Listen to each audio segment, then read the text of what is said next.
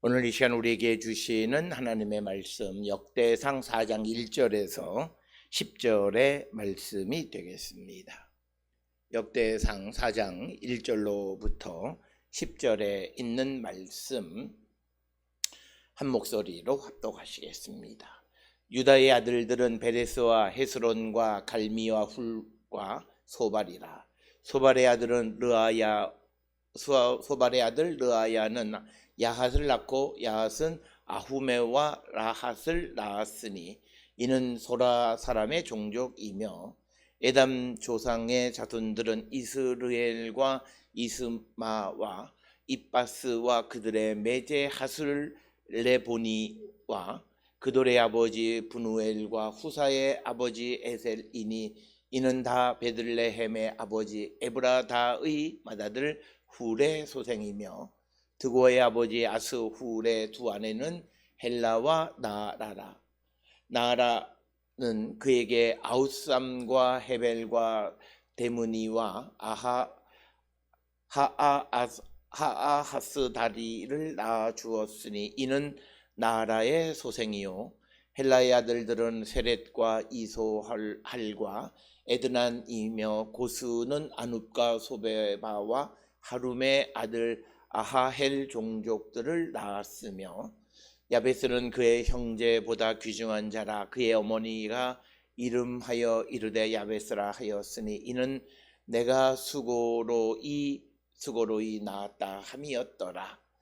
야베스가 이스라엘 하나님께 아뢰어 이르되 주께서 내게 복을 주시려거든 나의 지역을 넓히시고 주의 손으로 나를 도우사 나로 환난을 벗어나 내 근심이 없게 하옵소서 하였더니 하나님이 그가 구하는 것을 허락하셨더라. 아멘.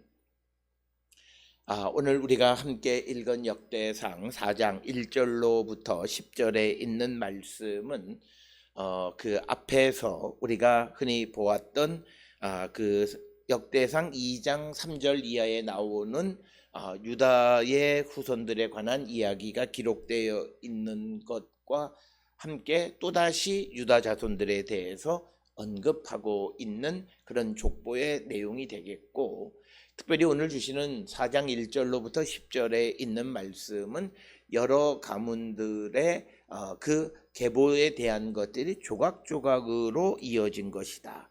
그래서 1절, 2절, 특히 2절에 이들이 소라 족속이다. 엘레 미스파하 소라. 그래서 이 그 1절, 2절이 한 부분이 되겠고, 그다음에 3절, 4절이 한 부분, 그리고 5절로부터 7절까지, 그리고 9절, 그리고 8절, 그리고 9절, 10절 이렇게 단편적인 것들이 서로 연결되어져 있다. 따라서 오늘 주시는 이 본문의 말씀은 역대상 4장 1절로 10절에 있는 계보가 수직적으로 쭉 이어지기보다는 어느 한 가문의 수평적 아들이 누구고 그들이 누구를 낳았다라고 하는 약간의 수평 수직, 그런데 강조는 이 수평적인 족보에 강조점을 두고 있는 것이 되겠습니다. 특별히 이처럼 역대상 2장에도 유다의 자손에 관한 족보가 있음에도 불구하고 이 4장 1절로부터 10절에 또다시 이런 족보가 들어있는 것은 이것은 2장 3절 이하에 나와 있는 유다 지파에 관한 유다의 자손의 족보에 관한 것을 보완하는 역할을 하고 있다라고 하는 것을 우리가 기억하셔야 되겠습니다. 따라서 족보라고 하는 것이 단순히 딱 하나 어떤 혈연적 수직 관계를 나타내는 것으로만 역할을 하는 것이 아니라 어떤 시대적 상황 속에서 필요한 것들을 제시해 주는, 그래서 당시의 어떤 경제적 관계나 또는 영토의 확장이나 그리고 당시의 주변에 있는 나라들이나 이런 것들을 묘사하기 위해서 이 족보가 기록되어져 있고, 특히 역대상에 나와 있는 족보는 이런 역할들을 하기 때문에 같은 유다에 관한 자손들의 족보 이야기가 역대상 2장 3절 이하와 그리고 4장 1절로부터 10절까지에도 자세히 기록이 되어져 있다. 그러면서 2장에 나와 있는 역대상의 족보, 유다 족보와 또 역대상 4장 1절로부터 8절까지 주어지는 유다 자손에 관한 족보들에서 많은 차이점들이 비슷하지만 차이점이 있다라고 하는 것을 우리가 염두에 두어야 한다라고 하는 것입니다. 예를 들어서 오늘 주시는 본문의 1절에 의하면 이 유다의 아들들은 베레스, 헤스론, 갈미, 훌, 소발 이렇게 기록이 되어 있습니다. 그러나 역대상 2장에는 이와는 좀 다르게 기록이 되어 있다라고 하는 것. 그 가운데 가장 큰 것은 그 베레스와 헤스론의 관계입니다. 오늘 주시는 4장 1절에서 베레스와 헤스론이라고 하는 것은 서로 아들로 관계가 되어져 있습니다. 그러나 우리가 2장 3절에 나타나는 족보에 보게 되면 특히 2장 5절에서 그 헤스론은 베레스의 아들로 기록이 되어져 있습니다. 그래서 이런 그 두 가지 2장에 나와 있는 역대상 2장의 유다 족보와 그리고 역대상 4장에 나와 있는 유다의 아들들에 관한 이야기 속에서 이 어떤 그 수직적 계보의 차이들이 생겨나는 그런 문제들을 해결하기 위해서 특별히 오늘 주시는 본문 1절에 기록이 되어져 있는 아들들이라고 하는 브네이라고 하는 단어입니다. 이 브네이, 벤의 복수형, 연계형 복수형인데 이 벤이라고 하는 말을 어떻게 해석할 것인가 라고 하는 겁니다. 벤의 기본적인 의미는 아들입니다. 그러나 또 다른 의미는 어디에 속한 사람들이란 뜻을 가지고 있습니다. 그래서 우리가 벤 나비 그러면 예언자의 아들이라고 하는 것은 베이식한 의미이지만 또 하나는 예언자에게 속한 자라고 하는 뜻입니다. 그러니까 어디에 속한 자, belonging to 어디에 속한 자. 그래서 오늘 주시는 4장 1절에 유다의 아들들은 하는 것을 sons of Judah.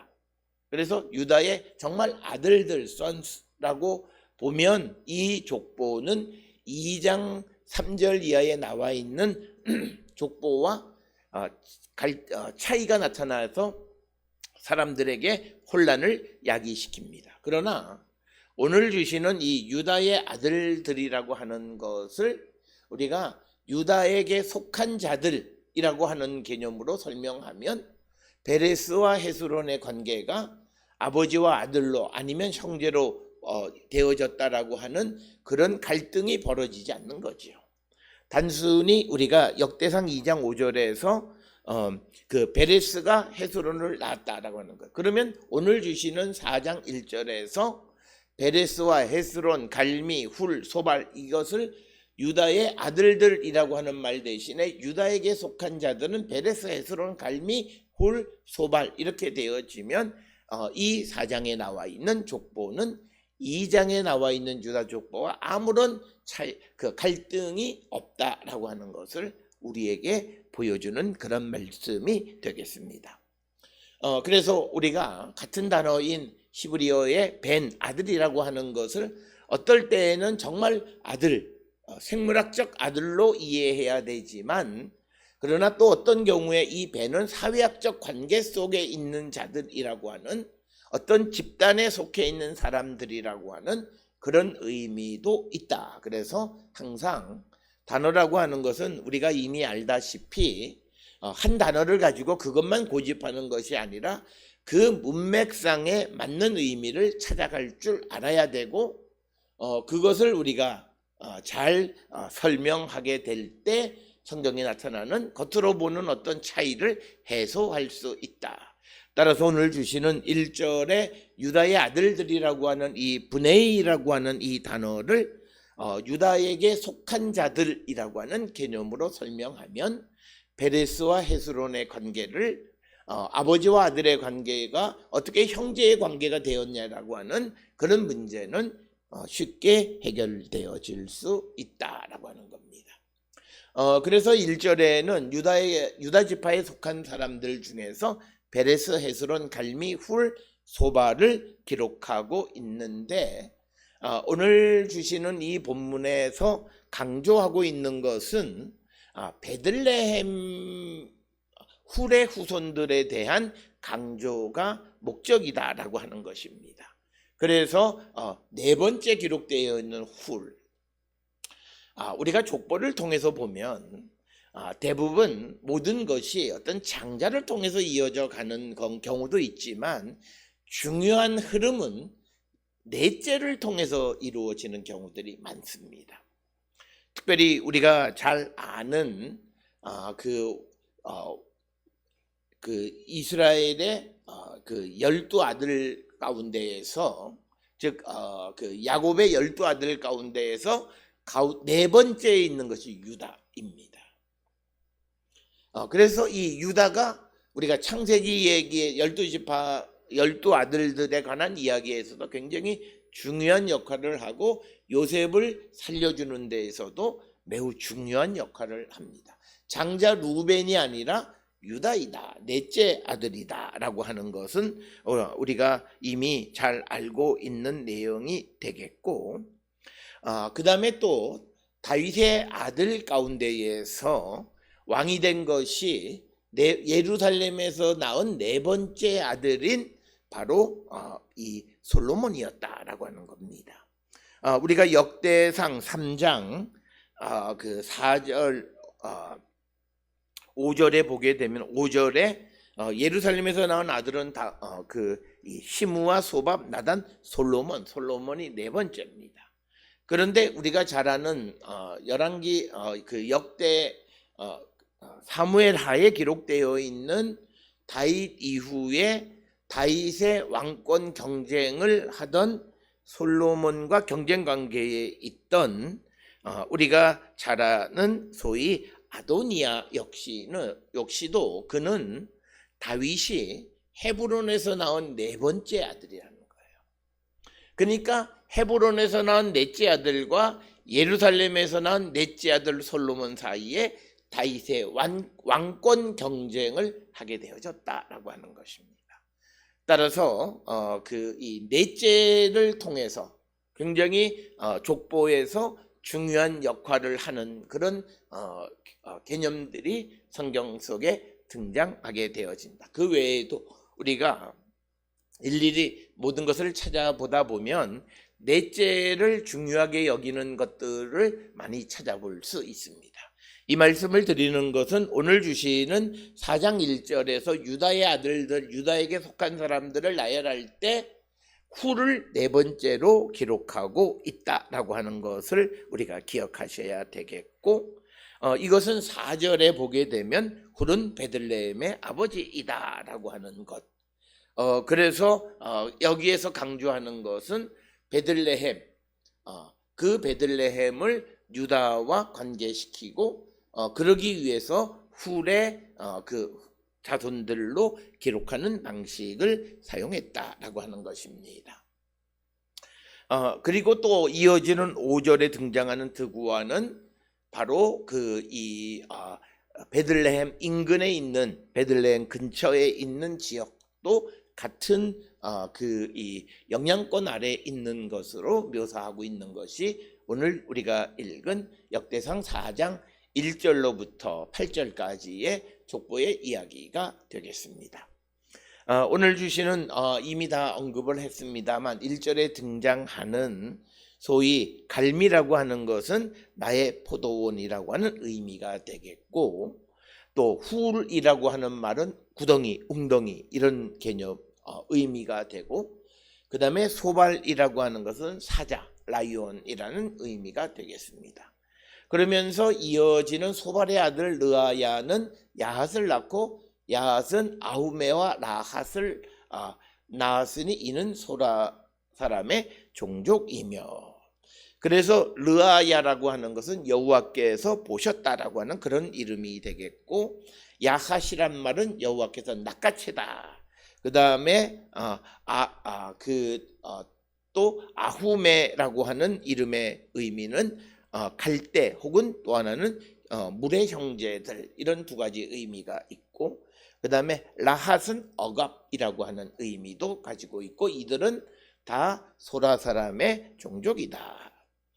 소라라고 번역되지만 이건 사실은 쪼라, 즉 소렉 골짜기에 있는 단 지파에게 주어진 도시가 소라, 그곳에 사는 사람들이고, 예루살렘에서는 대략 한 12.8km 정도 떨어져 있고, 오늘날에는 이 소라를 수라라고 부르는 그런 것이 되겠습니다. 그래서 이는 소라 사람들의 종족이다. 엘레 미시파호트 하 쪼르아티 이렇게 되어 있습니다. 그래서 이 족보의 이야기가 계속 이어지는 것이 아니라 이는 소라 사람의 종족이며, 여기까지가 1, 2절에서 끊어지는 부분이 되는 것이고, 그래서 앞에서 말씀을 드렸듯이 4장에 등장하는 족보는 여러 조각들이 그렇게 모여진 것이다, 이렇게 말씀을 드렸습니다. 그러면서 3절에서는 에담의 조상들 이렇게 등장하는데, 이 에담이 앞에 있는 유다 사람들에게 속한 이런 것과 아무런 관련이 없어요. 그래서 이 말은 앞에서 우리가 보았던 브네이라고 하는 것을 유다에 속한 자들, 그러니까 유다의 에담 조상의 자손들도 속했다, 에담도 속했다라고 하는 것을 의미하고, 그 자손들의 이름은 이스라엘, 이스마와 잇바스와 그들의 매제 하술레보니와, 그리고 4절에 기록되어 있는 그들의 아버지 분우엘과 후사의 아버지 에셀이니, 이는 다 베들레헴의 아버지 에브라다의 맏아들 훌의 소생이며, 그래서 3절 4절에서는 훌의 가문들, 즉 베들레헴의 아버지인 에브라다의 맏아들 훌에게서 낳은 자들이다. 그래서 훌의 가계를 설명하고 있는 내용이 되겠습니다.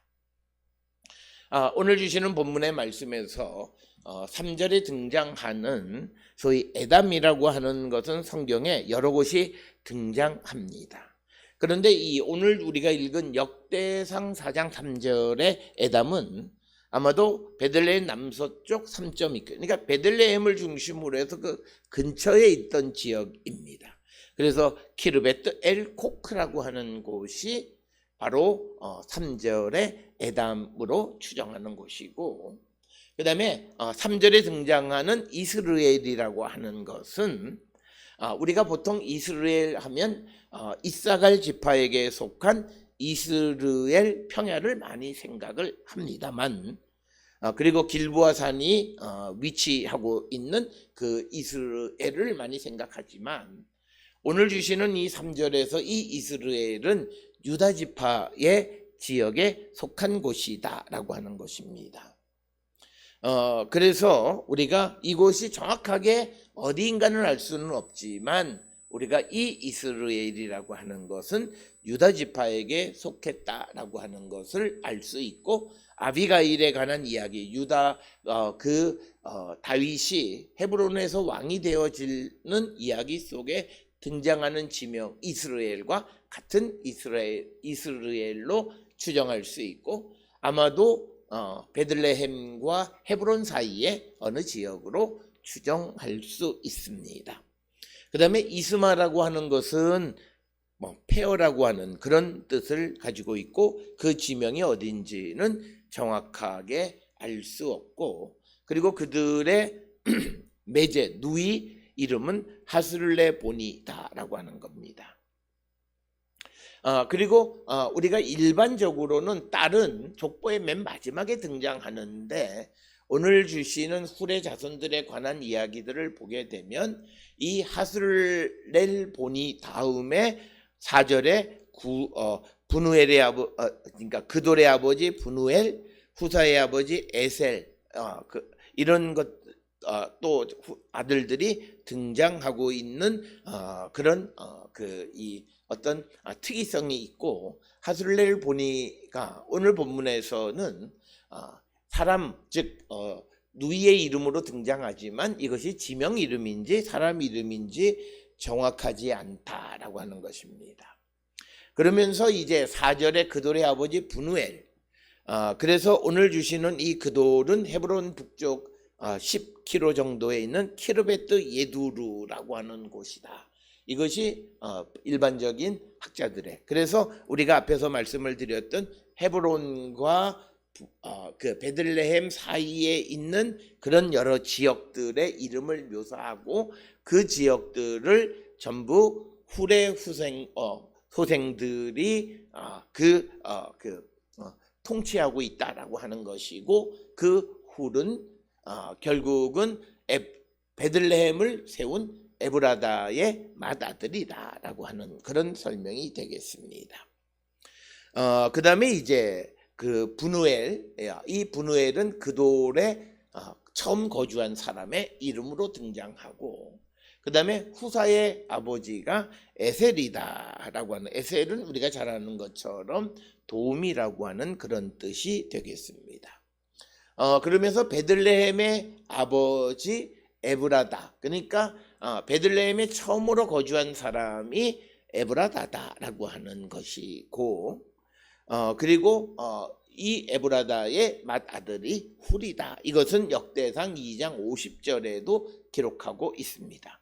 따라서 오늘 주시는 3절 4절에서 강조하는 것은 베들레헴의 아버지, 베들레헴에 처음 거주했던 에브라다의 맏아들인 훌의 소생들이 그 베들레헴 인근 지역들을 통치하고 있다라고 하는 것을 우리에게 보여주는 그런 말씀이 되겠고, 그 다음에 이제 5절에서 드고아의 아버지 아수훌의 두 아내는 헬라와 나아라.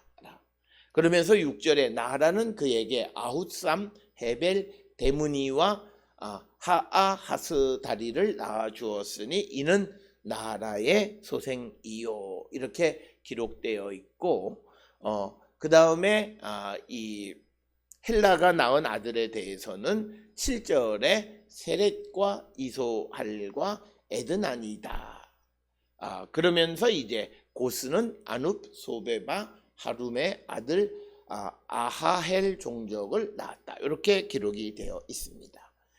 따라서 오늘 주시는 5절, 6절, 7절에서 드고와 주변의 지역에 대해서 이야기하는데, 역시 마찬가지로 드고아의 아버지 아수울이 두 아내 헬라와 나라를 얻었다라고 하는 것은 그 결혼을 통해서 영토를 확장했다라고 하는 그런 개념이 되겠고, 오늘 주시는 이 본문의 말씀에서 그 3절 4절에 훌의 그 가계를 아들들을 기록하고 있는 다음에 드고아를 이야기하는 것은, 첫째는 드고아와 베들레헴 사이가 지역적으로 매우 가까이 있는, 대략 한 베들레헴 남서쪽 8km 정도에 위치하고 있는 것이 드고아입니다. 뿐만 아니라 이 드고아의 아버지 아스훌이라고 하는 그 아버지의 이름과 베들레헴의 아버지 에브라다가 낳은 그 훌의 소생이라는 훌과 이름의 언어적 유비가 있어서 같이 두 가지 지리적으로 가까이 있고, 그리고 이름의 유사성 때문에 이 베들레헴 훌의 후손들 다음에 드고아의 아버지 아스훌의 후손들에 대해서 기록하고 있다, 이렇게 설명을 하고, 아내는 헬라와 나아라라. 그러나 이 헬라와 나아라에 대해서는 6절 7절에서 그들의 후손들에 대한 이야기만 언급할 뿐이지 자세하게 그들이 누구인가 라고 하는 것에 대해서는 언급하고 있지 않다라고 하는 겁니다. 그래서 오늘 주시는 본문에 나아라라고 하는 말은 여종이라고 하는 뜻이 되겠고, 헬라라고 하는 말은 녹이라고 하는 그런 의미를 가지고 있습니다. 그래서 그들이 낳은, 먼저 나아라가 낳은 아들이 아훗삼이다. 아훗삼은 그 이름이 소유라고 하는 뜻이 되고, 헤벨이라고 하는 말은 우물이라고 하는 뜻이고, 이 헤벨이라고 하는 것의 위치가, 어떤 지명으로서의 헤벨의 위치가 어디인가를 정확하게 결정하기는 매우 어렵다라고 하는 겁니다. 그리고 대문이라고 하는 이름이 등장하는데 이것은 대문이라고 하는 것은 테이문이 테이만 남쪽이라고 하는 남쪽에라고 하는 그런 의미가 되겠고 그 다음에 하스다리라고 하는 것은 나는 기쁨으로 조사를 계속할 것이다 라고 하는 그런 의미를 가지고 있는 페르시아 이름이다 이렇게 우리가 추정을 합니다.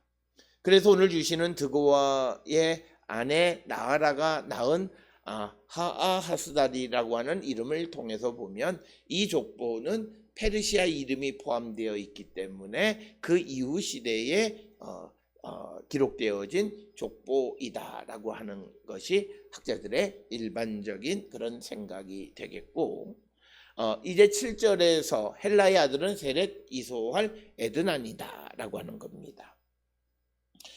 이소할이라고 하는 것을 성경을 연구하는 학자들은 소할로 이 이름을 고쳐서 읽는 사람들도 많고 이것이 정확하게 어느 곳인가 라고 하는 것을 알 수는 없고 아마도 헤브론 근처에 살았던 햇사람 에브론의 아버지 이소할과 관련이 있지 않나 이렇게 추정을 하고 또 에드난이라고 하는 것은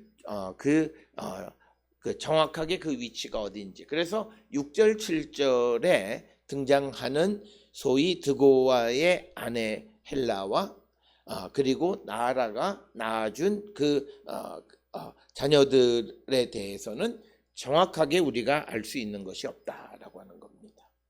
그렇지만 이 드고아와 베들레헴은 가까이에 있고 이웃관계 속에 있고 이들은 다 유다 지파에 속한 곳임을 나타내는 것이고 8절에 등장하는 것이 고스는 아눕과 소베바와 하룸의 아들 아하헬 종족을 낳았다라고 하는 것입니다. 오늘 주시는 본문 8절에서 고스라고 하는 사람의 코츠인데 이것의 뜻은 그 가시라고 하는 그런 뜻이 되겠고 그 느헤미야 3장 4절에 보게 되면 스룹바벨과 함께 돌아온 제사장 가운데에서 고스라는 이름을 가지고 있는 이가 있음을 우리가 알 수는 있지만 이 사람과의 관계는 정확하게 알 수 없다. 또 아눕이라고 하는 말은 동맹을 맺다라고 하는 그런 뜻이고 그리고 지명으로서의 아눕은 부엘셰바 북동쪽에 위치하고 있는 그런 아납과 같은 곳이 아니겠는가 그렇게 추정을 합니다. 또 소베바라고 하는 말은 느림이라는 뜻이고 하룸이라고 하는 말은 존귀한 자라고 하는 뜻이고 아하헬이라고 하는 것은 주인을 따르는 자라고 하는 그런 의미입니다. 따라서 이 8절에 나타나는 이 고스가 유다 지파 전체와의 관계를 명확하게 설명하기는 매우 어렵다라고 하는 겁니다.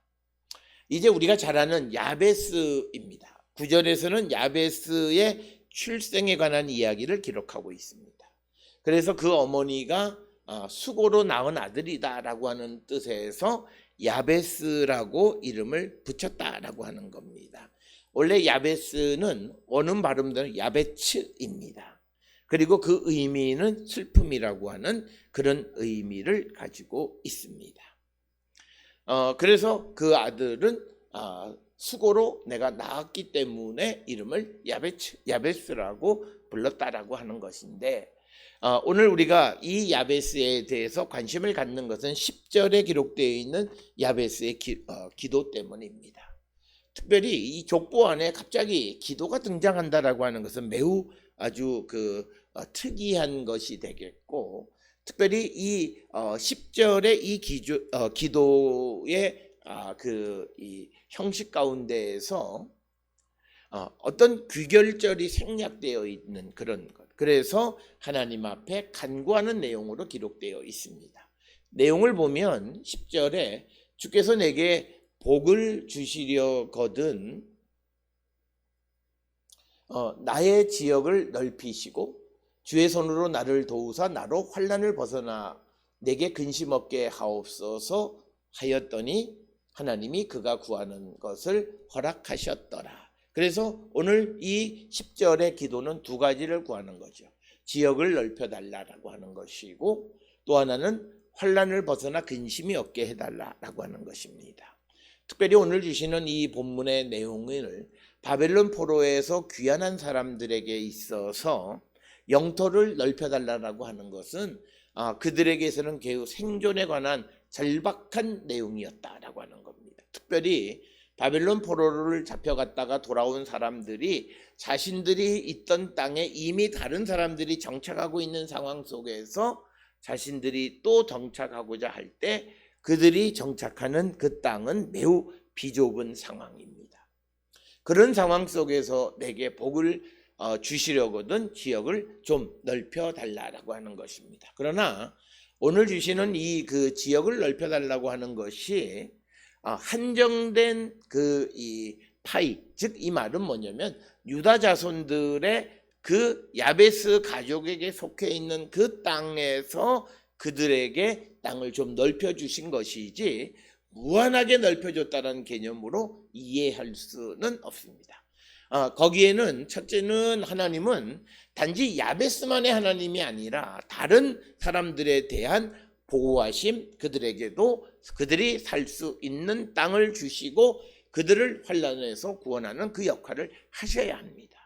그리고 성경에서는 지계표를 경계를 옮기지 말라고 하는 그런 말씀도 있기 때문에 오늘 주시는 이 본문의 말씀을 우리가 잘못 이해해서 내가 기도하면 그냥 남의 것도 빼앗아서 내게 주시는 것으로 생각하면 안 된다는 거죠. 야베스가 자기들이 가져야 되는 자기들에게 배정되어 있던 땅이 다른 사람들이 이미 거주함으로 자기들의 거주가 굉장히 어려운 상황 속에 있을 때 우리의 지경을 넓혀달라는 거예요. 이 경계를 넓혀달라는 개념이 아니라 경계 안에서 지금 야베스가 사는 그 구역을 좀 확장시켜 달라고 하는 그런 개념으로 우리가 이해해야 성경 전체와 이 기도가 갈등을 일으키지 않는다. 그런데 이것을 마치 내가 남의 것까지도 빼앗아서 무한히 확장할 수 있다는 개념으로 말하는 것은 성경 본문을 그리고 이 성경을 호도하는 것이다 라고 하는 것이고 또 하나 오늘 주시는 말씀에 환난을 벗어나 내게 근심이 없게 하옵소서라고 하는 것은 바벨론 포로에서 돌아온 상황 속 역대기 역사를 기록하는 이 족보를 기록한 당시의 시대적 상황이 굉장히 환난 속에 고난 속에 고통 속에 살던 그런 시대였고 그래서 내가 세상을 살아가는데 근심이 없게 좀 해달라고 하는 거죠. 우리가 이것은 50년대 60년대 70년대 우리가 그저 쌀밥만 먹게 그리고 우리가 근심 없이 좀 살 수 있게 자녀들 교육을 좀 제대로 시킬 수만 있게 라고 하는 그런 소박한 생각을 가졌던 것처럼 당시 상황 속에서 모든 것이 힘들고 모든 것이 염려해야 되는 그런 상황 속에서 하나님의 은혜를 베풀어 달라고 하는 것이고 이것은 결국은 하나님의 보호하심을 구하는 것입니다. 따라서 오늘 주시는 본문에서 우리가 착각하면 안 되는 것이 내 지역을 넓혀주셨고 내게 근심이 없게 내가 그가 구하는 것을 허락하셨다라고 하는 것은 하나님 입장에서는 하나님이 그를 완벽하게 통치하셨다는 개념이에요.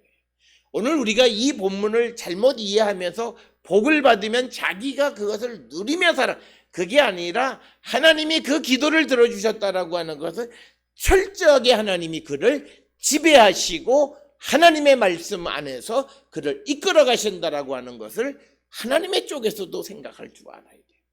그래서 단지 그가 구하는 것을 허락하셨다라고 해서 우리가 무조건 우리가 하나님의 말씀과 하나님의 뜻 안에 하나님의 통치와 하나님이 만유 안에 계시고 만유를 지배하시는 분임을 인정하는 삶을 살아갈 때 우리의 기도가 성취되어진다라고 하는 것을 우리는 기억하셔야지 이것을 마치 자기의 욕망을 이루기 위한 어떤 기도로 그런 수단으로 사용하는 것은 바람직하지 않다라고 하는 것입니다.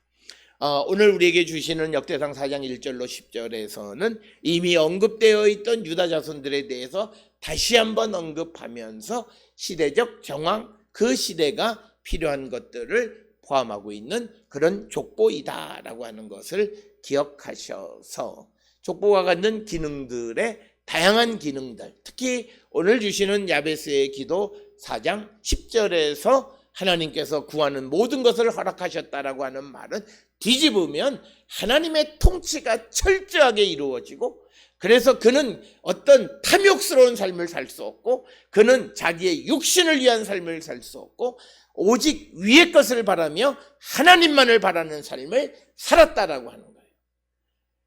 바로 야베스가 이렇게 하나님 앞에 구할 때 하나님은 그의 기도를 응답하셨다라고 하는 것을 깨닫고, 우리도 하나님 앞에 구할 때 인간의 육신을 위해서, 욕망을 위해서 기도하는 것이 아니라 하나님의 온전한 통치와 하나님의 뜻 안에 살아가는 자가 되기를 결단할 때 우리가 구하는 것들을 이루어 주시는 분임을 우리에게 가르쳐 주시는 말씀이고, 우리의 기도를 다시 한번 성찰하는 우리 모든 성도들이 될 수 있기를 주의 이름으로 축원합니다.